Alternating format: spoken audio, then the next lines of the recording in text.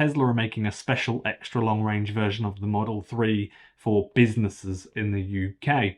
But there are things about it that they're not really saying that make a big difference. Hey everyone, welcome to the channel. Great to see you again. If you're new here, remember to subscribe because I make new electric vehicle content every day. So if you want to keep up to date with electric vehicle content and news and everything that's going on in the world regarding electric vehicles, subscribe. Thanks to everybody who joined on Patreon and who bought me a coffee on Buy Me a Coffee. That really helps. I'm trying to make this my daily job, the only thing I do, so that I can afford to give it the time that it really needs these days, because there's so much going on, and I want to get past the surface level news, past the mainstream media, do all the research, and bring you the very best and the most accurate news that you can get about what actually is going on and what people aren't saying to you and what people are saying to you in the news. So thank you very much for the support. What do we know and what don't we know about the Model 3 that's got this special extra long range in the UK? Because it's kind of enticing. It's only available in the UK at the moment. So the battery pack is actually physically larger and you can only get it with a single rear-wheel drive motor, which is fine because that's probably, a few hundred horsepower, so that's fine. It has a WLTP range of 394 miles, but realistically, it will have about 350 if you are going on a motorway at 70. So realistically, you'll probably get about 350 miles, which is a long way.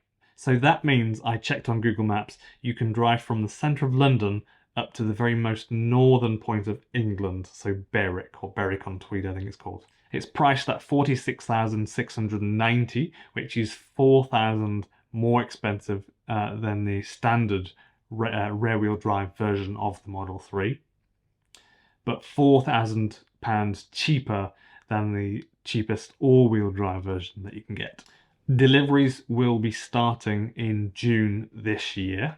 I think the biggest reason for people getting this deal from Tesla is because of incentives for buying an EV if you're a business in the UK is quite good. So the BIK, or the BIC, is 2% for any all-electric vehicle in the UK. So there's a tax that you pay if I think it's very complex. If you really understand this, or I get anything wrong, please put it in the comments, because this is quite complex and I've done quite a bit of research into this and it's still quite complicated. So you can pay a tax up to 37%, and it's this tax on a car. It's based on a company car for when somebody in the business wants to use the car, I think, and it's based, or they charge you based on the amount of carbon the car emits. So electric cars, super cheap. So if you were to buy a typical, like a BMW 2-litre diesel in the UK, imagine you paid £60,000 on that car, you would probably pay something like, from my research and also from hearing what experts have said, you'd probably pay something like £6,000. Comparing that to a purchase of a Tesla in the same scenario, the bill would be about £500. So getting this means that you kind of could save £5,500, which is a good thing. Which is, I think, why it's kind of enticing for people when they're in business to get an electric car in certain places, such as the UK. A company called hivebusiness.co.uk said, quote, "If you operate as a limited company and use the car for private purposes, a taxable benefit will arise, known as a benefit in kind." That's the abbreviation for BIK, is benefit in kind. The BIK is calculated based on the car's list price and CO2 emissions, and currently ranges from 1% to 37% of the list price, although these rates tend to change each tax year. The government aims to encourage business owners into buying electric cars by offering generous tax relief on the initial purchase price and low BIK rates. So this is why it's a bit of a thing. So if you're a business in the UK and you want an electric car because it will be cheaper to use that car, you can save money if you get like a Tesla and you were going to get another fancy car, but you get a long range in an electric car. It's pretty nice. It's not clear if Tesla is planning to offer this vehicle to other markets or through other channels to non-business owners or to different types of business owners. But generally, it's if you're a business owner. I believe if you're a limited business, but I'm not too sure, but I think it's just for limited business owners, which is I think it's a fairly big difference to a sole trader in that it's fairly more involved and you have to disclose a lot more numbers and publish your name and address, I think, in the UK.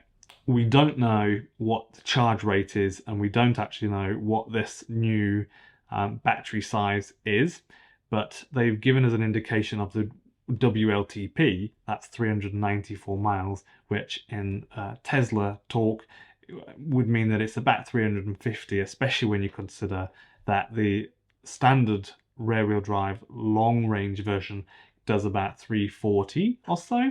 So we don't know what the charge speed is, or if they're offering an extra quick one, because this is a car. I mean, all Teslas charge very quick, but are they going to offer a really quick charge speed on this because it's a business deal and they're giving you a slightly larger battery? And it might, and you know, people in business can be a little bit pushed for time, so they might be really eager to just like chuck in 20 minutes of charge and get more than what most people want from a 20-minute charge, you know.